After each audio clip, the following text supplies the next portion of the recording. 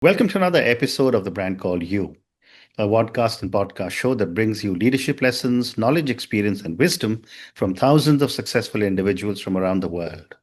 I'm your host, Ashutosh Garg, and today I'm delighted to welcome a well respected author and a book coach from Portugal, Stacy Ennis. Stacy, welcome to the show.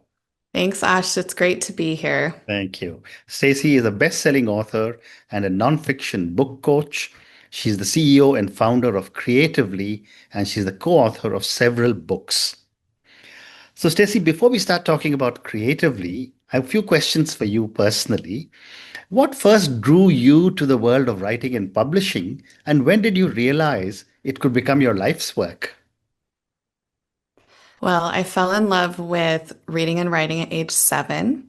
I read the Chronicles of Narnia. That was my fall in love series. Mhm. And I also wrote my first poem that year in the United States, where I'm from. I live in Portugal now, but I'm from Idaho, which is in the Yeah. Northwest. And most states have statewide contests. So there was a statewide poetry contest, and I got second place, which I think was great because Wow. first place, maybe you get a little bit much of an ego, Mhm. but second place is like, okay, you get validated, but you know you have some work to do. Mm. And so basically from childhood, I just pursued every avenue I could to learn how to write better.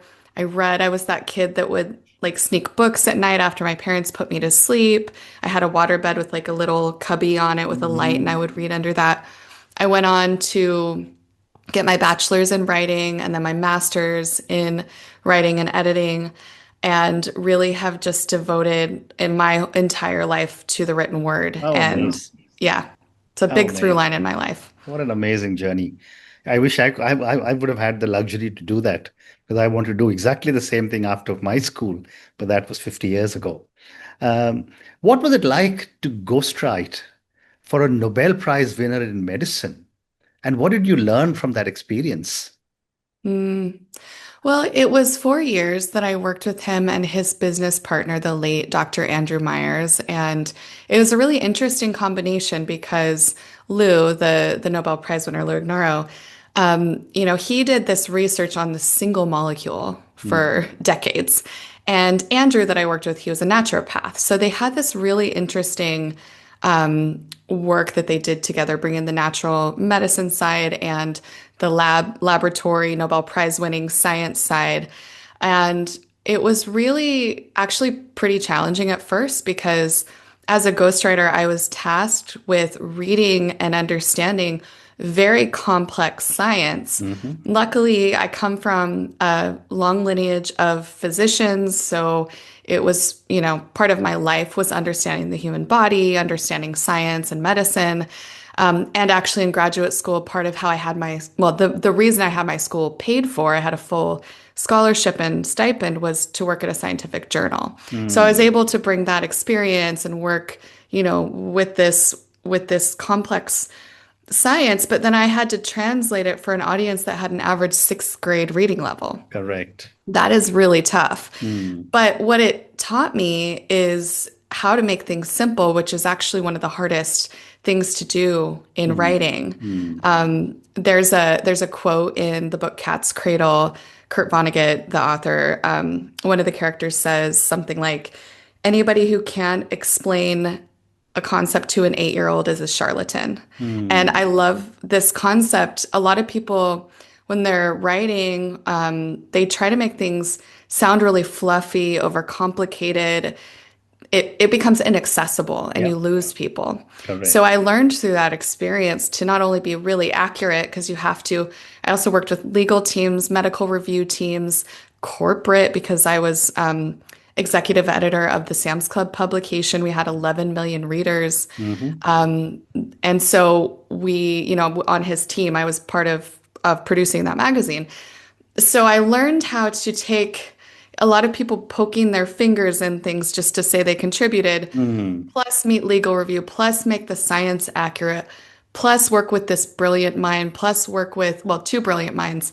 It was such an incredible Imagine. education for me as a Mm. young person. I was, I think, 24, 23, Hmm. 24, somewhere around there when I started working with them. And I was Wow. 27 when I was leading that gigantic national magazine.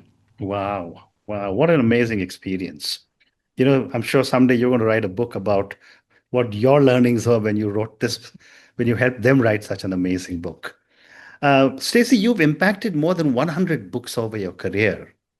Is there any one project, and I know this is an unfair question, but is there any one project that specially shaped you as a professional? Yeah, oh, so many. It's interesting because I can come at that at so many angles, but one that comes to mind is a book that I co-authored with my dear friend Ron Price, and it's called Growing Influence. That book was published in 2018. We actually just won an award for it a couple weeks ago, another award. Congratulations. Yeah. Yeah, and I think it's a real testament to what great collaboration, great storytelling, real care for the reader, real care to produce something that is shelf stable, that's the sustainable, long-lasting work. And I think what I most value, part of what I most value is actually the experience of writing it with Ron, my co-author. But the other piece is that we continue to sell books every week. We have readers reaching out to us. We have companies adopting that book into their organizations. It's Mm, used in core curriculum at a university. And so it's just exciting when you create something that you love and then other people also are impacted by it. mm. It's kind of hard to describe in adequately. I think if I was writing, I could do a better Yeah, better job. absolutely. Absolutely. Great response. Stacey, let's talk about creatively now, where you help leaders clarify ideas and harness their unique story. Why do you believe storytelling is such a powerful tool for leaders? Well, statistically, we remember stories massively many more times than we do data Yeah. points. So if you want somebody to remember something, you should tell them a Mm, story. mm. And even data can be story told. Yeah. So, for example, a lot of people like to insert data points or statistics, but they just kind of float out of people's brains. Mm, But one data point has a whole story wrapped around it and how that data was collected, what the findings indicate. There's so much that you can use storytelling to make a point or teach or impact people. mm, And a lot of times, what I think is interesting is people think that storytelling is really fluffy mhm, or unnecessary, and they'd rather just get to the point. I work with a lot of founders, a lot of CEOs, a lot of high level leaders in major companies. mm. And especially if you've been in corporate for a long time, you're kind of told to get to the point, like get the data across. Mm, And so it's that storytelling has been slowly removed from our everyday experience. mm, mm. But that's actually the very oldest form of um, human connection and Mm. sharing. You know, when our ancestors would share stories around fires and Yeah. share stories to their children, it is in us as humans. Mm, So when I'm working with an author who maybe they did a dissertation and now they want to create a book for a different audience, a corporate audience, or maybe they mm, have a personal story and this personal story doesn't necessarily connect perfectly to their corporate leadership role or their business. A lot of times, what I'm helping them do is really reconnect to what a great story is, yeah. tell that story, and then find those threads that connect to their impact, their leadership, the vision that they have. Fascinating. And many people I have spoken to, and I'm sure you've come across many more, who say, I don't have a story worth telling. How do you guide them? Well, one little piece of homework that I would give anybody who thinks they don't have a good story, there's a podcast called The Moth. Ash, I Hmm. don't know if you've heard that No. podcast before. Mm, And it's just people getting on stage telling stories. And it just shows you that the simplest story can be really interesting, have a correct. great point to it, be funny, be engaging. All of us not only have stories, but we have a book already Correct. within us. And I deeply believe Mm, every single person, you've written 10, mm, so mm. you know what that's like to unearth that book and bring Yeah. it to market, bring it to readers. But as humans with lived experiences, we have stories. What Mm, maybe you can't see right now is how that story can connect to educate, serve, support, uplift, transform other people, which is part of the process of discovery when you are writing anything, whether it's Mm, an essay or a book. amazing. And one of the other things that I've often heard people say is that leaders should become vulnerable when they tell a story. And my question to you is, how can leaders balance vulnerability and professionalism when telling their stories? Hmm. A great example that I'll point to, I think this is helpful to give a real example. I worked with this wonderful, wonderful author named David Morales, Mhm, and he wrote this book about his experience growing up in rural poverty in mhm, Puerto Rico and then urban poverty in the Boston area. mhm, And he is a high level healthcare executive. Not mhm, only that, but he has actually written policy that has been adopted by the US government. He's like mhm, really, really high level, highly respected. His story is hard, and there are points of it that are, personal. But when you're writing a story like David's or like some of the other clients that I've worked with, mhm. you have to decide where that line is Right. of your own privacy because there's a difference between being vulnerable and oversharing. So Mm, one of the questions, there's a couple things that I will offer authors when they're considering how to be vulnerable or whether to be vulnerable. mm, One is just a simple gut check. Are you laying in bed at night thinking about this thing that you're about to share with people and it feels really like you really don't want to go through this and share this? mm, It's mm, probably a good sign you're not ready to share it. Like maybe mhm. we just Yeah, hold on to that for now. correct. But if you write something or think about sharing something and you feel maybe you feel a little nervous, but you also feel really called because you know it can change lives, Mhm. then that is a very different checkpoint. The Yeah. other thing that I often tell people is write the full thing first, just get it all out. Nobody else has to see this. And then later you can make decisions on where you want to cull, what you want to remove. And that can be helpful in just making a smart decision to make sure that it's not Mm, oversharing or putting you in a position where it's potentially going to harm you or your family. mm. Great response. You also said a book can be a long-term business sustainability tool. Help me understand this and give me an example if possible. Mm. Well, I love this idea because I had this client once tell me, now this client has published multiple books like you. Mhm, And he said that he, based on his kind of mental calculations and going through each book that he's written, that a book is worth about $1 million in revenue. mhm. And this is not in 1 month, right? This is over time. Correct. The way that I think about the opportunity of a book is not in book sales. Mm. It's in things that book opens you up to, Yeah. opportunities that you maybe wouldn't get before, the status you have, the access that you have. Mm. The trick here is you have to write a great book for it Correct. to be a sustainability tool. Because Mm. if you follow the advice of some other people in my industry and you write really fast and edit really fast and package really fast and get it to market without proper marketing, you will not see long-term sustainable return on your investment of time, energy, and Mm. money.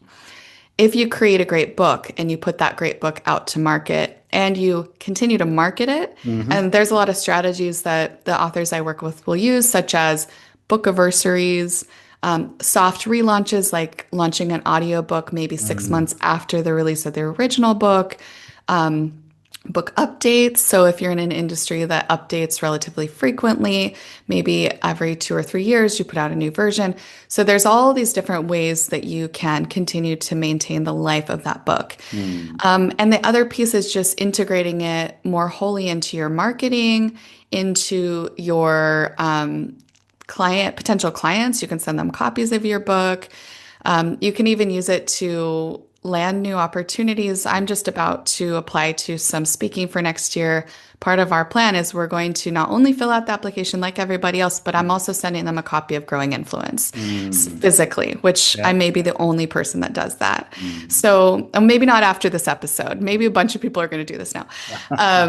But this really, it's also when you write a great book, it Mm. becomes annotated, Correct. referenced, quoted, loved, shared, Yeah. and that has a long-term impact. Correct.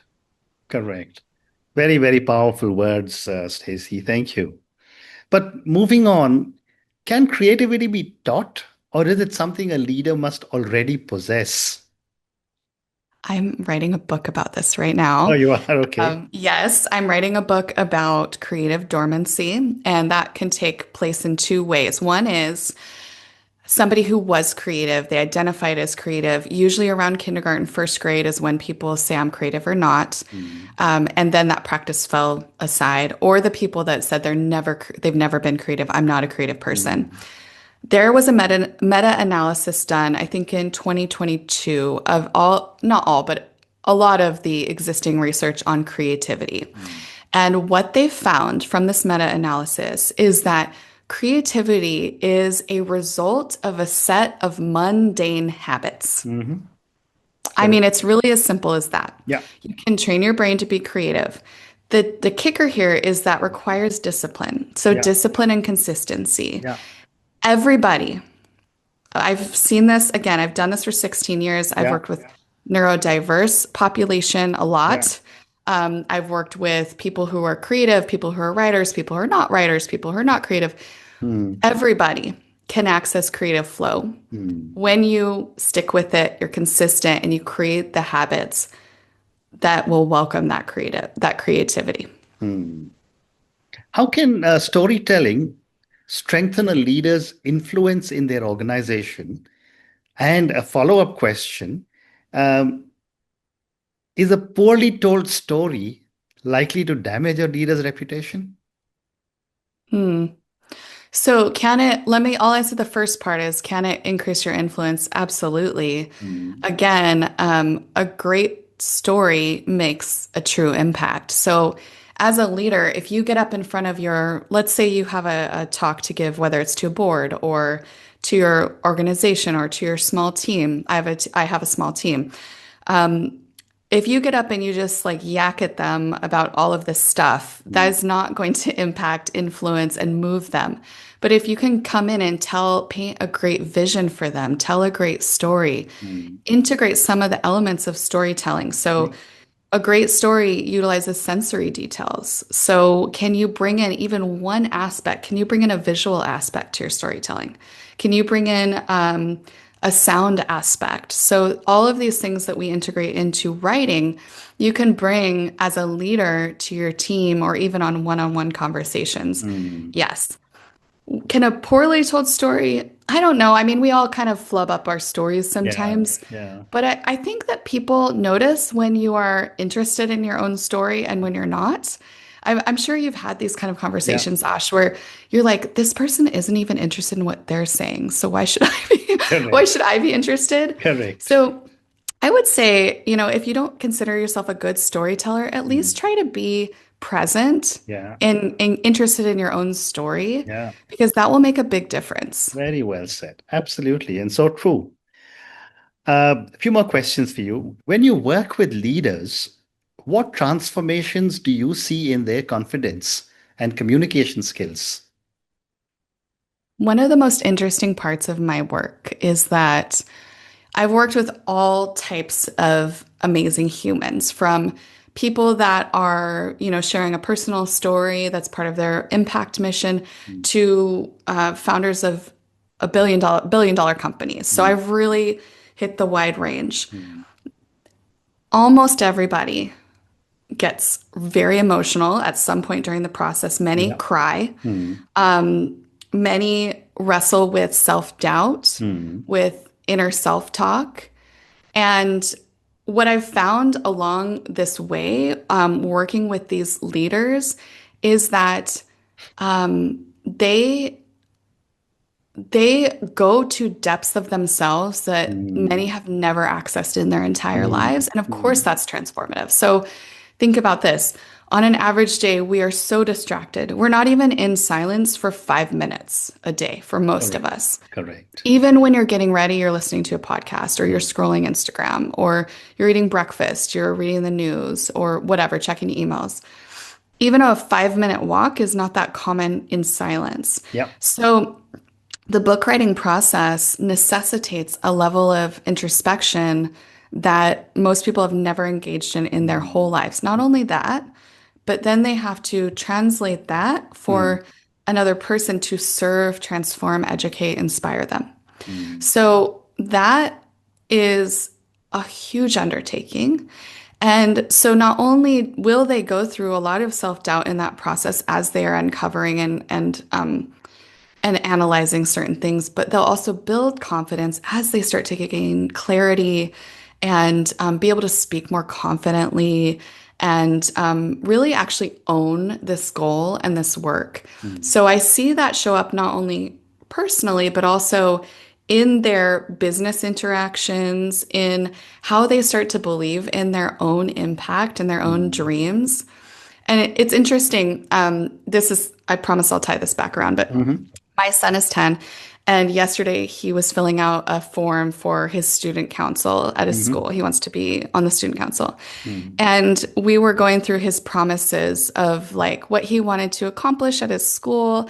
And he was like, it was normal stuff like, I want a class pet. I want, certain kind of food in the cafeteria. And then he's like, and I want a swimming pool. And my husband, who is such a supportive and wonderful dad, immediately said, "Oh, buddy, that's probably too much. I don't think they're going to be able to get a pool." But mm. I said, "You know what? Put that down. Like let's dream big. You can go out on your Yeah. platform with that." Yeah. It just starts so young that we Correct. start modifying and accommodating our big dreams. So the process of introspection and writing a book, which is like a Mm, life goal for so many people, correct. helps them step into their big dreams in a way that is really profound and impacts the rest of their life. Mm, amazing. Amazing. Thank you. I have time for one more question, Stacy. What advice would you give to leaders who fear criticism or judgment when sharing their story publicly? I've often said I have a lot of respect for authors who are willing to put their thoughts out in public and face both criticism and, of course, a lot of plaudits. It's a natural fear, right? It's actually our reptilian brain that is trying Yeah. to protect us. Yeah. Our ancestors didn't want to be in front of predators Correct. because that means you could die. Yeah. So that is often how people feel. It's like they're prey in front of potential predators. Mm, There's a couple things that I would encourage people with. One is that if you know about the spotlight effect, you know that everybody else has the same fear and is only thinking about themselves and what you think mm, about them. So, correct. really, ultimately, they're not paying that much attention to you in the Mm, way that you think that they are. The other thing that has continually surprised the authors that I work with, but never surprises me, when they go to launch, their people show up. Like they mm, are so excited. correct. People are attracted to celebration. They want to be part of something exciting. So when Absolutely. you launch your work, whether it's, an article or a book or any other creative work, show up excited about it. Bring people into that. Correct. And you can also share your nervousness about it, but how proud you are. Yeah. People want to be there and support you. And then I guess the other thing that I'd say is that it's hard at first, but over time it becomes easier and easier and easier, especially getting on video or Mm, interviews, things yeah. to talk about your book. Yeah. The first time is going to be so hard. And then in the future, you're just going to feel like it's just another thing you get to do Absolutely. to share Absolutely. your message. Absolutely. And great advice on that. But on that note, Stacy, I just want to say what a fabulous conversation this has been. You've given some amazing tips about writing, about the importance of being able to share your thoughts, and how leaders or individuals can actually benefit by putting out a good story because the returns, if I can use that term of a story, keep coming back to you in various forms for many, many, many years to come ahead. Thank you for speaking to me and good luck to you. Ash, thank you so much. I really enjoyed this conversation. Thank you. Thank you for listening to the Brand Called You videocast and podcast, a platform that brings you knowledge, experience, and wisdom of hundreds of successful individuals from around the world. Do visit our website www.tbcy.in to watch and listen to the stories of many more individuals. You can also follow us on YouTube, Facebook, Instagram, and Twitter. Just search for the Brand Called You.